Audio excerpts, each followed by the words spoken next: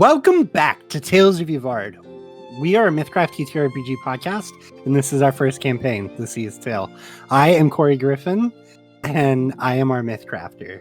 With me today, I got Kobe. Hey guys, it's Kobe, and I'm playing Les Sihuan. Jesse. Hey, I'm Jesse, and I'm playing Shiro King. Adam. Hi, my name is Adam, and I'm playing Goraan Stormclaw. And last but not least, we got Joey. Hey, what's going on, guys? I'm playing Ussuri Arukuni. Hey guys, Badger here. Just wanted to give a shout out for our very first sponsor, Baron of Dice. Baron of Dice is your one-stop shop for premium wargaming and fantasy dice. All their dice are hand-mixed with premium resin and colored dyes, then poured into a silicone mold before being laser engraved with one of many wicked symbols, and lastly finished in a matte or gloss polish to achieve a near-perfect result every time. With these dice, there are no balancing issues, micro bubbles, or mold lines, and I can tell you firsthand because I own several sets, that you can literally feel and hear the difference with their dice. Now whether it's war games or TTRPGs, whatever your team may be, they're ready to elevate your game. On the last time of Tales of Yvard, the crew did a little bit more exploring, found the mouth of a cave, went inside despite some protest, met with a interesting character, left the cave, and Ussuri had a brief conversation. Stay tuned to find out what happens now. All right, so I think we're going to start off with Goraan, Shiro, and Lesh. You all look around and you do not see Ussuri. Oh dear. Right, well, does anyone know where Ussuri went? My guess is as good as yours, my friend. I don't know how we could have missed such a big guy going missing. So, at this point of the mountain, are we, on snow, or is it, No, you're pretty well at, the base of the mountain. Okay.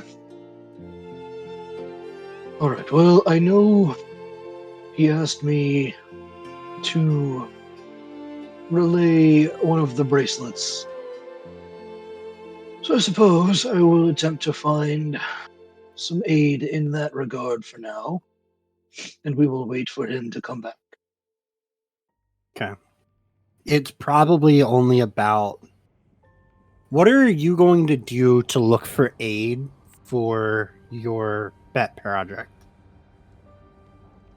He's gonna put on a show tune dance. Okay, so I am going to walk into the trees. Okay. Because we're less than a day away from the town, right? You're about 6 hours away. Okay, perfect. That's fine.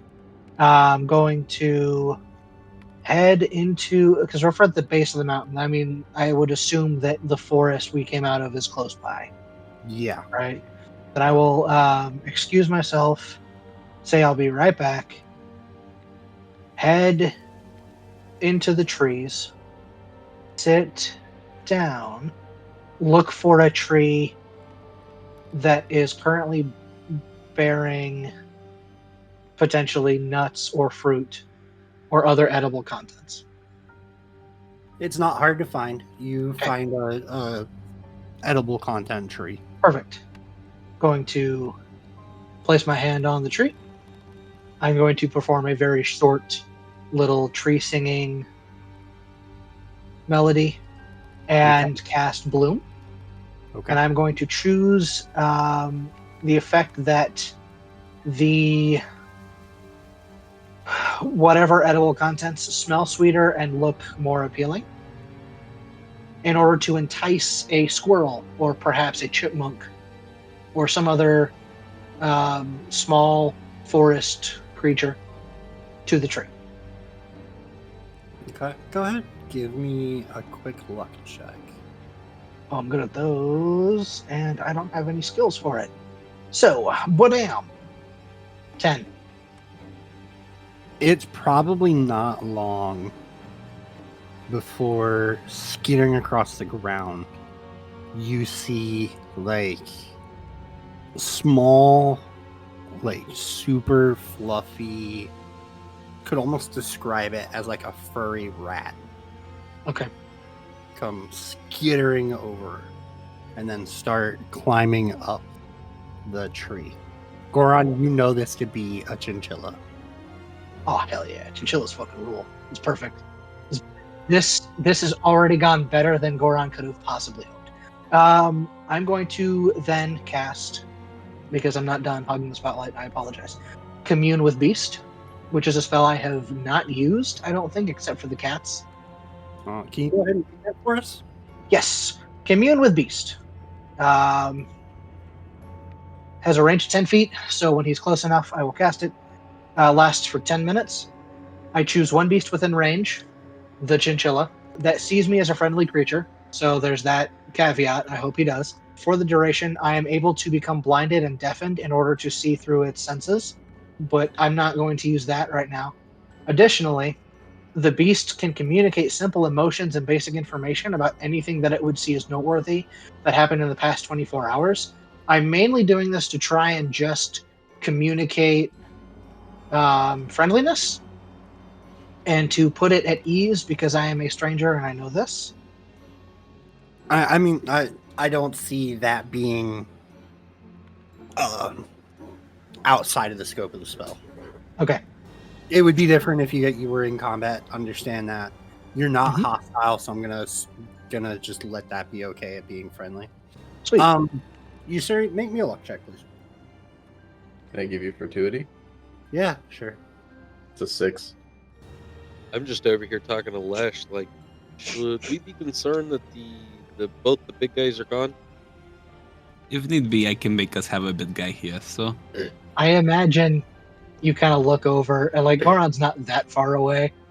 So just like probably like 50 or 60 feet down the way a bit. It's just Gotcha. Goran sitting there looking at something in the tree. yeah, he's just being a tree hugger dude. I feel his vibe. It's all good. We'll be okay. This is a normal thing. Yeah, pretty normal.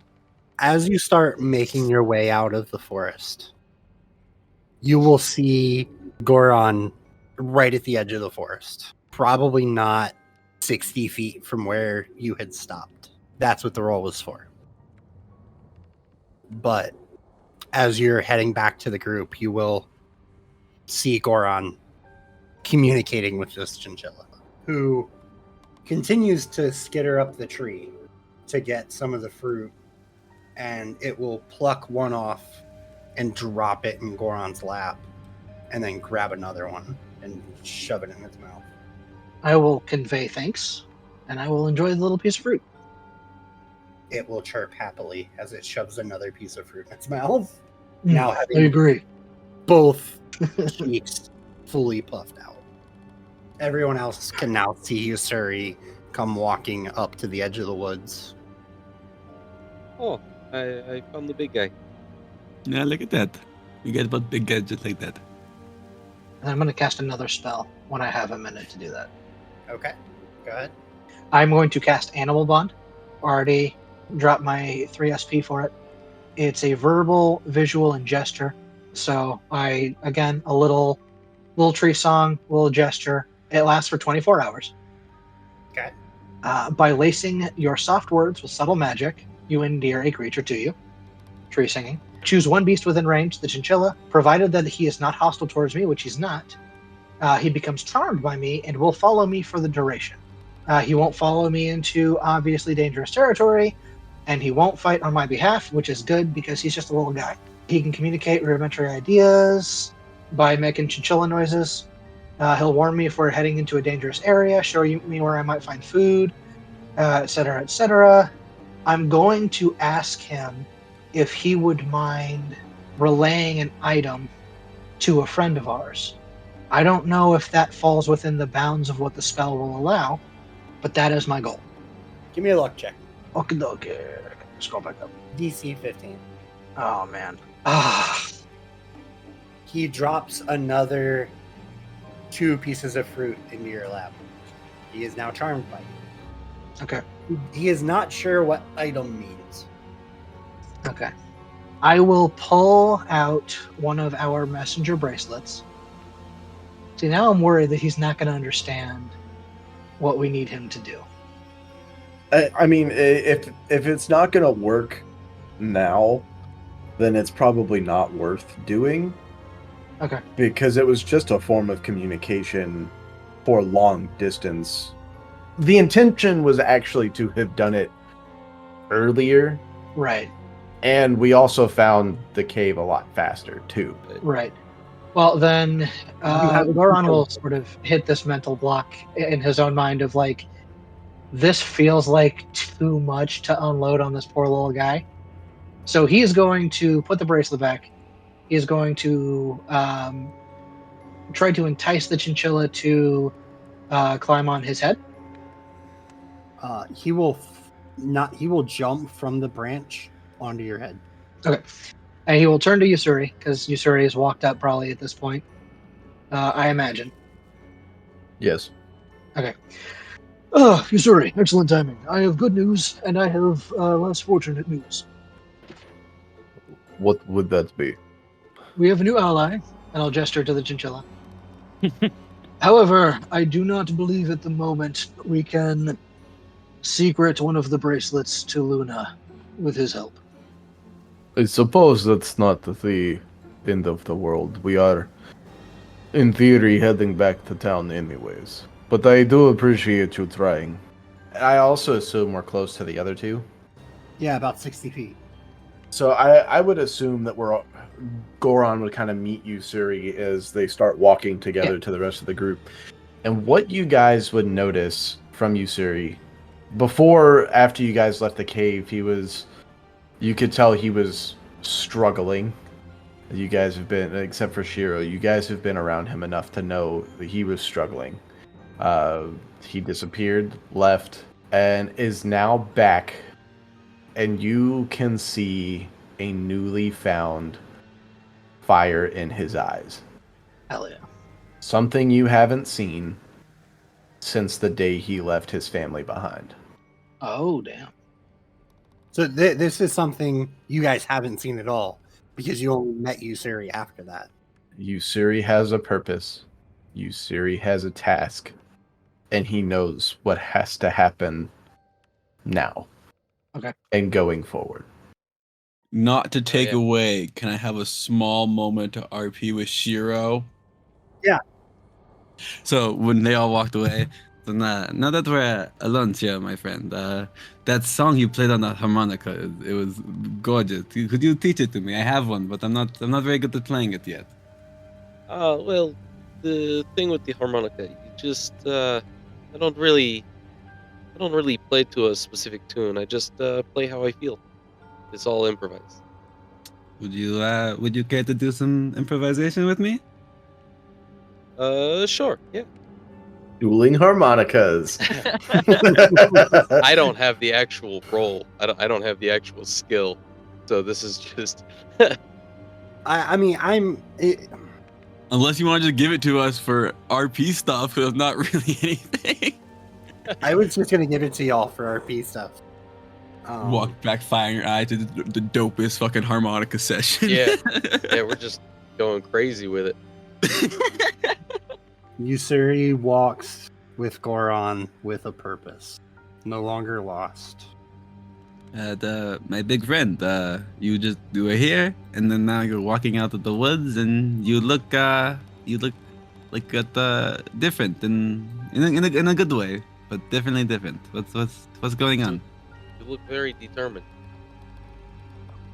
Well, it's happened before, where Pietro made himself known to me. This time, I reached out to him, and he responded. He manifested himself in front of me, and I asked him for advice, and he gave me advice. He also asked a thing of me. He asked me to set the family right. And that is what I will do. This is my new goal. Even if it kills me, I will make the family right. If it's going one household at a time, if it's one family member at a time, I'm going to restore the family to what it was in history. A group of protectors, a group of good individuals, not ones that lie, cheat, and steal. It has devolved into the family that I know is not right. It's not just like it was in its founding. And I intend to right these wrongs. And it starts with Mason. I propose we go back to town and have a conversation with Mason. We don't have to tell him about the Gretchlings. What we will tell him is that things are going to change. And if he doesn't agree, he will be the first example of this change. And that is a promise I make to all of you here right now. The lumber yard will no longer be indentured servitude or slavery. It will be honest work, it will be paid work. There will be deals made with the Gretchlings. Rights will be established again. And the leadership will either change their ways or the leadership will change. You shall have my aid as long as I can provide it. Yes, I mean, obviously I have a bit of a grudge to settle first with Aegis, but I said I want to help write the story. If that means we gotta go set some bitches right to do so, I look forward to doing it. Oh, don't worry. Aegis is still on this list. I have not steered away from that. He and I will have words. And he falls into the category of there will be change. You would see Shiro kind of like reaching behind his head, kind of just hand on the hilt of his master sword, just hand on it in kind of a reassuring way, and he would say, "This cause, this purpose is very good. It's very noble. I feel this is what my master would want me to support, and I am with you." I appreciate that, Shiro. And Ussuri would extend his paw to Shiro. Shiro would reach up and shake his hand. You are a good man, and your aid is greatly appreciated. I have a feeling that our paths were meant to cross that day in the prison. I was supposed to be in the cell across from you. You were supposed to be in the cell across from me. This was bound to happen. Those seem very fortunate. Speaking of fortune, you have, I think officially joined Bounty's Fortune. It did in the name. That's kind of our whole thing. This is an odd name. What does it mean?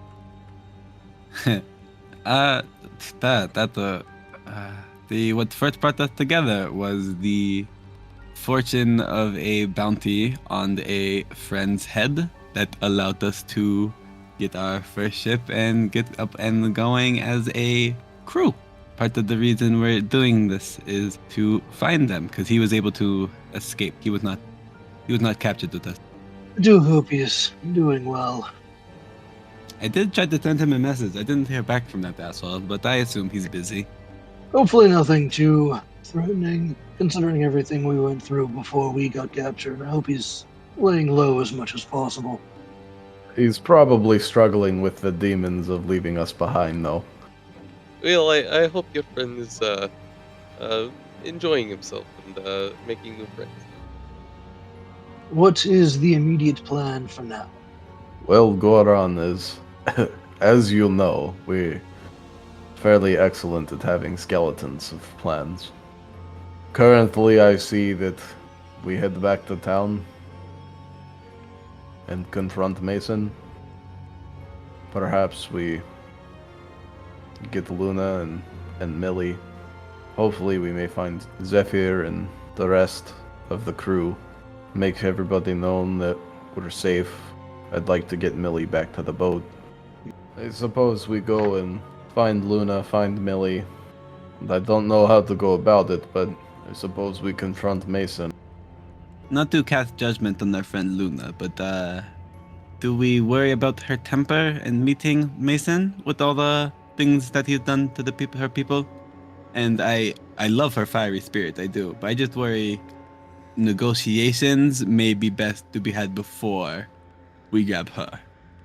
So after Lesh says that, Ussuri gets the biggest shit-eating grin on his face. I'm counting on her fiery spirit for negotiations. I also have some friendly faces inside the lumber camp. I'm sure we can work something out. With or without Mason's knowledge. And we would be heading to the lumber camp after we speak with Mason in town, correct? I suppose this is the question for the planning. What do we immediately tell Mason? Do we tell Mason what he wants to know? Get Luna and Millie, then go to the lumber camp?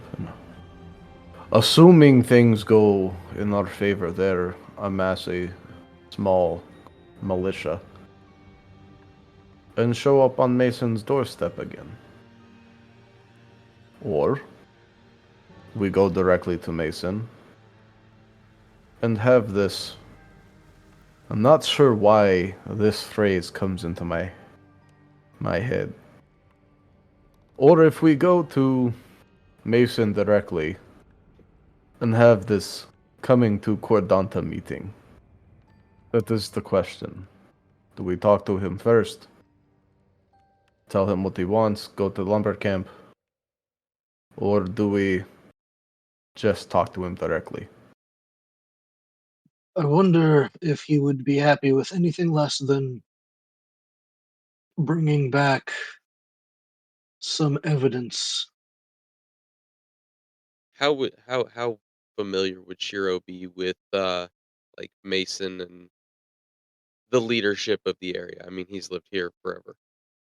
Shiro would know that Mason coming to power was only in the last 6 months after the last mayor died a mysterious death. Mason was elected. Hey guys, Corey here. Just doing a quick shout out for Cybertopia. After you get done listening to this episode, perhaps you can give them a listen to. Here is them kind of explaining their show a little bit. Cybertopia is back, and it's going punk. And after the Corpos threw them under the bus, our former Amazing Corps agents are trying to make sense of it all and find their place in the world once more.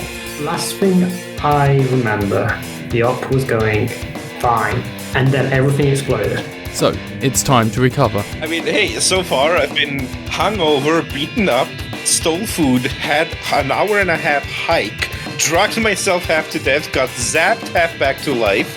Everything's fine. Rebuild. Well, I could dispense eggs again, but the lemonade dispenser is doing steak sauce. And reconnect with friends, old and new. Well, look what the trash brought in. Fortunately though, not everything has been lost. The tea dispenser still works. Search for Cybertopia AP anywhere you find your podcasts. Okay, that sounded kind of cool. Not gonna lie. Anyway, let's get back to our episode. I guess what I'm asking is, I'm picturing that Mason's not going to respond to anything less than a show of force. Would Shiro have that information from rumors he's heard about and things he's seen and heard? From things he's seen and heard about Mason, what Shiro knows is the following. The last people that tried to intimidate him are now at the labor camp and have not been seen since. I think, from what I've heard, that this Mason, he would not respond well to us showing up from a position of power and flaunting it. He does not negotiate so much in this situation. He just reacts. Ussuri gets an even bigger shit-eating grin than he did before. I'm counting on it. Oh dear, it's one of those situations. Would Ussuri know anything about Mason coming to power? Like, are there any conspiracies or rumors that there was foul play in the last leadership and maybe he had something to do with it? Give me an intellect check. Can I give you law? Absolutely. I love law for this. 16. Ussuri finds it extremely suspect that someone from the family would get a majority vote. I'll keep that in mind. As far as like what happened to the previous, no. So I suppose we come back to the question, do we confront him when we get there? Or do we go and have ourselves a little prison break before we confront him? I've been devising a plan to help Prison Break. I mean, if that is the plan, I would love to get some reconnaissance. I will say that most of the people that I know of that have been sent to the lumber camp usually did nothing to deserve such treatment, and I feel that liberating this place is a very good thing. As soon as possible. How about this then? We go back to town. 2 of us go and run reconnaissance for the camp. 2 of us go talk to Mason. Tell him what he wants to know. Get Millie and Luna. Find out what Zephyr's been up to. Meet with him. And then we go to the camp. Liberate the camp. And show up to Mason's doorstep en masse. And show him that change is happening. I will volunteer myself to perform reconnaissance then on the camp. I think I'd like to be there for that. You all know that the camp is on the map northwest side of Arcadius.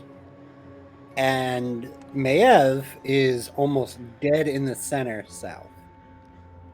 You would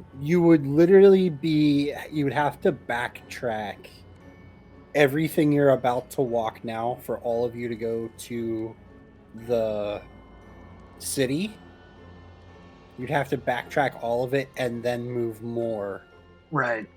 So if you guys were going to split up like that, right now is the time. Another alternative is we move on, do the camp. There's how many bracelets together in the group with us right now? 3? We have all of them. No, you have all but one We of have them. all of them but one. There's 5 of them in the group right now. Yeah. 2 of them are a different color, though. We're Yes. Oh, right, okay. So only 3 of them, Goraan and Ussuri have one that are green that's connected, or I guess Lesh has one and Ussuri has one that's connected to Zephyr. And then Goraan currently has one that's purple that Ussuri also has a purple one. Right. Okay, so my thoughts here is that's plenty of voices to be able to send a message or send a message and respond to Zephyr. Let him know what's going on. Let him do some stuff in the city. Direct him towards, hey, mess things up for Mason. While we go liberate the camp, say, hey, we're liberating the camp, and we're going to storm the city. So here's a meta question too. And this is specifically for Corey. If we were to do reconnaissance at the camp, so we leave, go to the camp from here, do our reconnaissance, then go back to the city, could we meet up with Zephyr and obviously the second crew? Can all 8 of us go to the camp and be a whole thing, or are you just going to have 4 of us go to the camp? One way or another, we're going to be liberating the camp. I don't think that's of any question. It's a matter of how we do it. Part of this, technically speaking, we have 2 weeks before we have to respond to Mason. Right. Obviously, we want to do it before.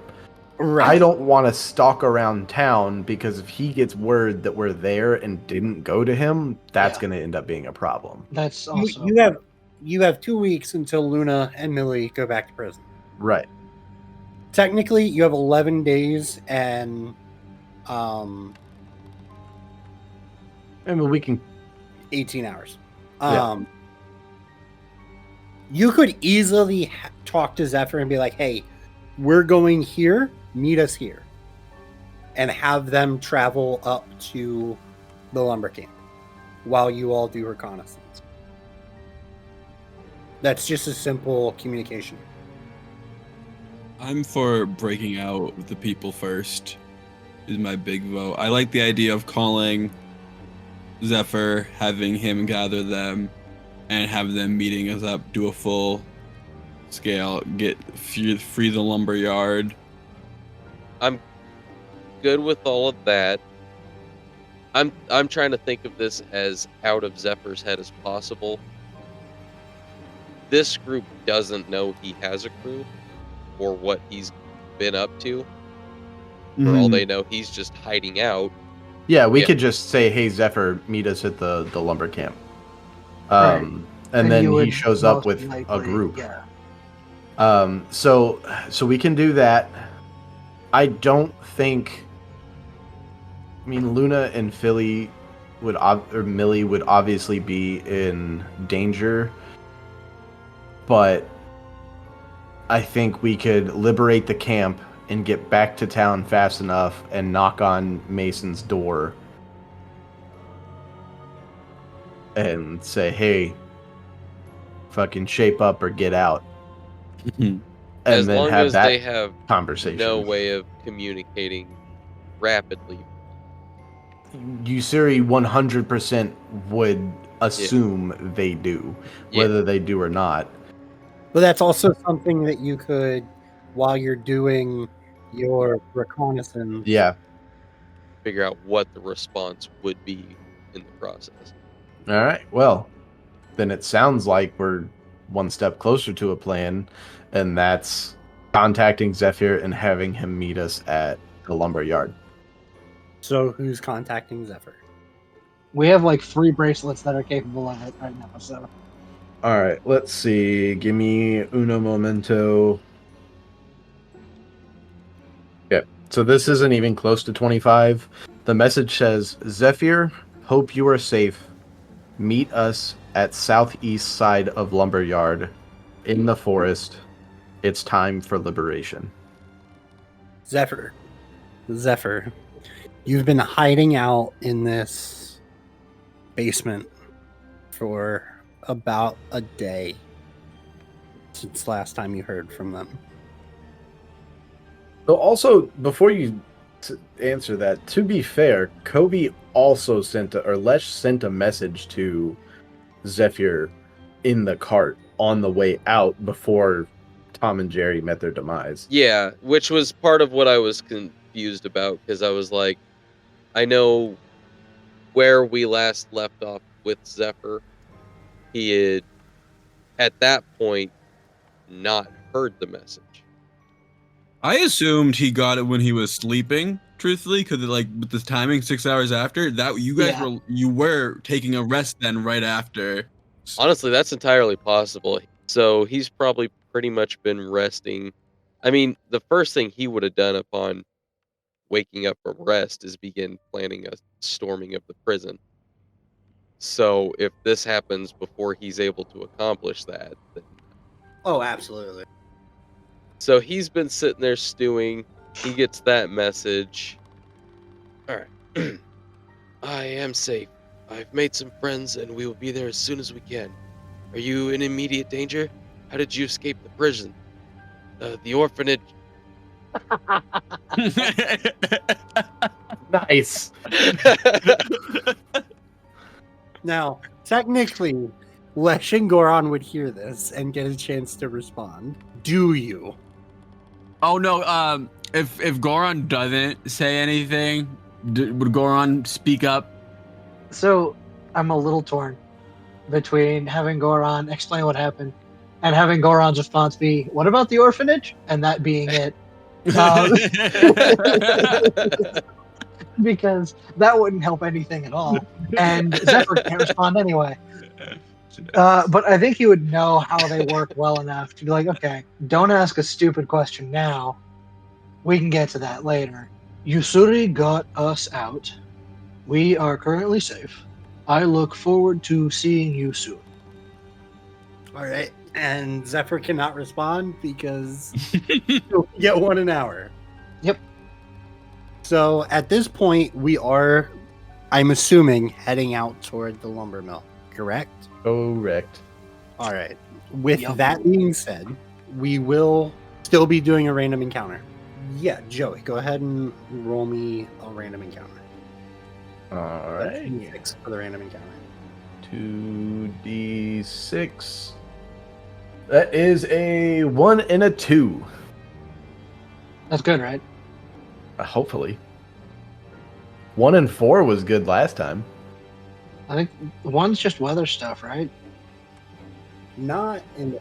So you all find yourselves walking down this rather well-traveled, and there's some ledges and some trees to the left and right of you. And then you get to an intersection where you see a trollkin standing up on a ledge and a bear blocking the path to it. And as you all approach, this trollkin calls out, "All right, now you can go ahead and drop everything you got carrying on you, and my little friend Boo Boo there ain't gonna do no problem. Go ahead and drop it." I promise you don't want that.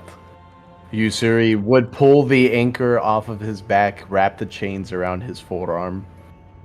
If you want me to drop this, I will, but you're not going to like it. I will give you 1 chance, and 1 chance only. Walk away now. I'm gonna be honest with you now, the way I see it, I'm here. I got all my friends around me.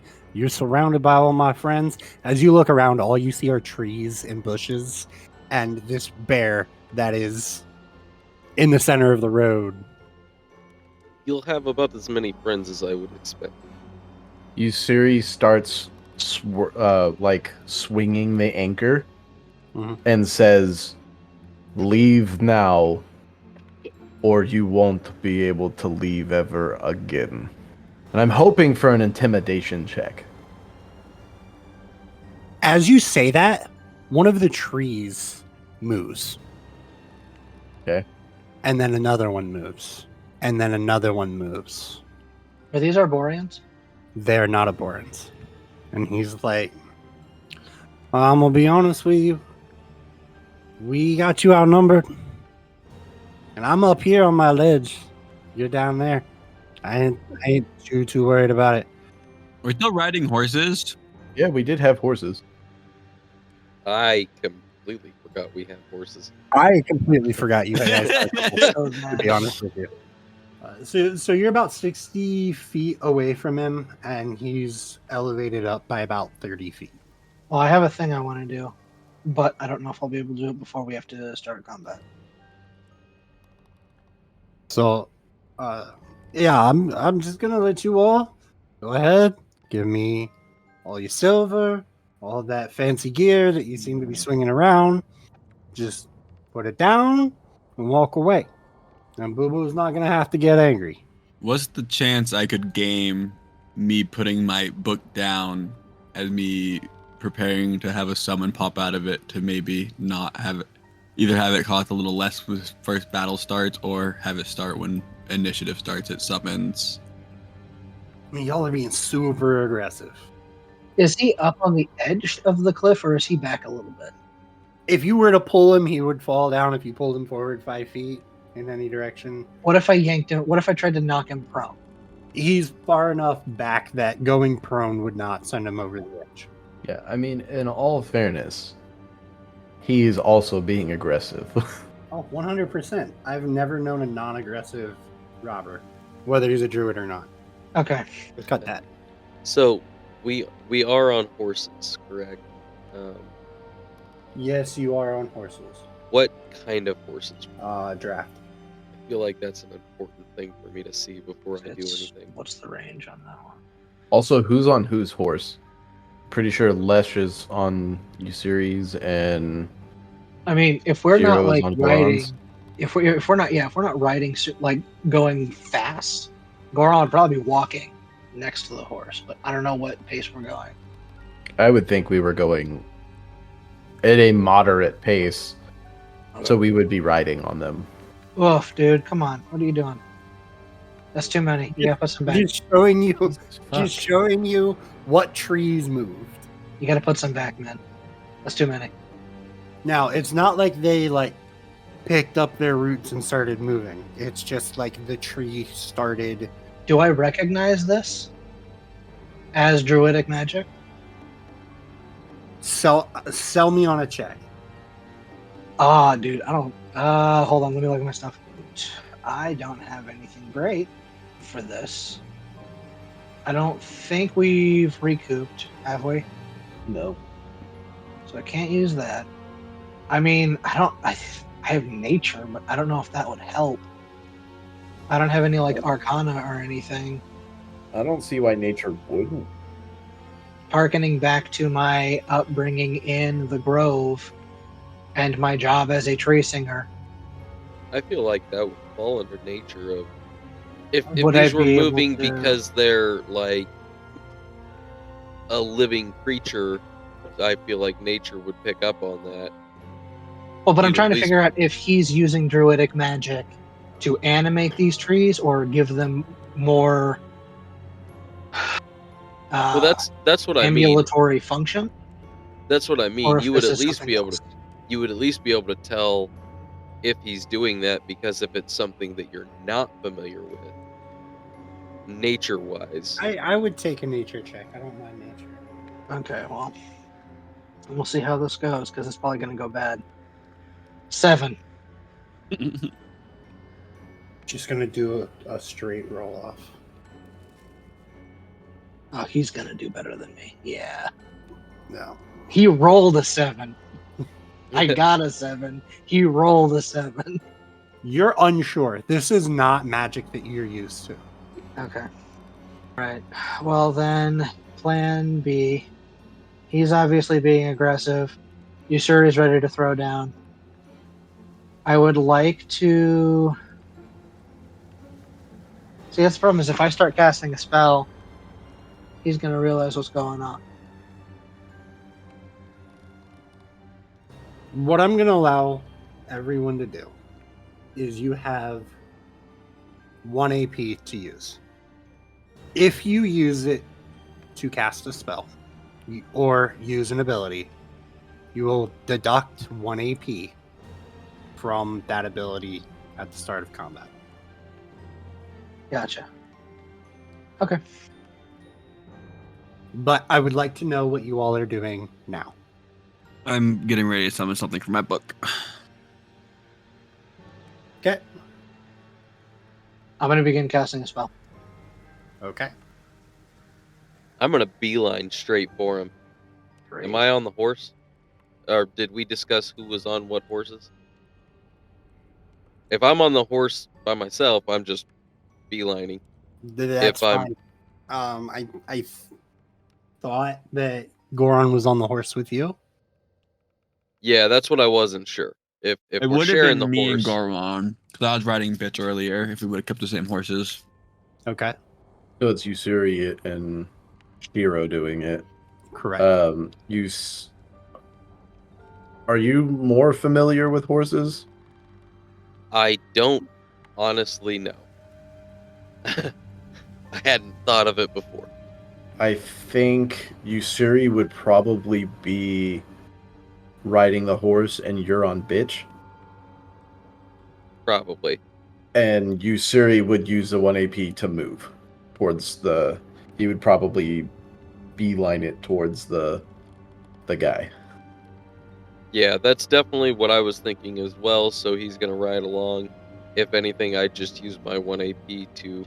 If you get close to the cliffside there, I'm gonna continue. Instead of being on the horse and going around, I have a climb speed. I'm going straight up the cliff. Yeah. The 30 feet cliff. I could get at least partially up there. I was just reminding you what I said. Yep. What you could do is probably use your AP to jump off the horse and get part of the way up the cliff at least. Yeah. Yeah. That's That's a good point. If you are dismounting a horse, give me just a moment. Well, because there's rules on mounted combat. Dismounting requires 1 AP. Yeah, and his dismount is getting yeeted off the horse and onto the cliff wall. I'm leaping from the horse. I'm riding bitch as he's riding this thing along. I'm getting myself up into position and leap. Which, as small as I am, I'm probably basically standing on the back of this thing anyways, holding onto his shoulders. Like a kid on the pegs of a bike. I will let you use 1 AP to latch onto 15 feet up the cliff. I like it.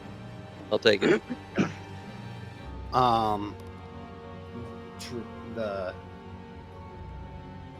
But what I am going to say is we are going to take care of initiative off air. And I am going to say this is where we're going to end this episode today. Thank you for listening to tonight's tale. Do you have any questions, any comments? We would love for you to let us know. Reach out to us on our social media accounts. We're on TikTok, Instagram, Threads, Facebook, and Twitter. If that isn't your cup of tea, and Blue Sky, thank you. I gotta edit this little bit. If that isn't your cup of tea, you can shoot us an email or join us on the Tales of Yavard Discord. Links to our link tree are in the episode description.